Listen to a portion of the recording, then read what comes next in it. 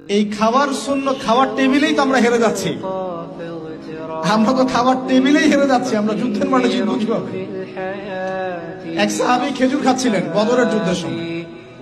এটা আপনার রাহিবুল মাকতুম গ্রন্থে পাবেন।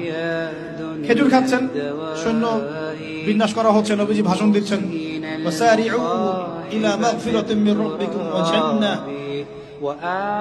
ওয়াসারিউ ইলা মাগফিরাতিন মির রাব্বিকুম ওয়া জান্নাহ আরদুহা কাআরদিস সামাই ওয়াল আরদ উইদ্দাতিল মুত্তাকিন। এরকম আয়াতগুলো পড়ছেন। ওই সাহাবী শুনে হাতের খেজুরগুলো ছুঁড়ে ফেলে দিলেন, দিয়ে ছুটলেন সামনে। একজন সাহাবী তার আগে বলেছিলেন যে খাবার শেষ করো। তিনি বলছিলেন যে এগুলো খেতে অনেক সময় লেগে যাবে।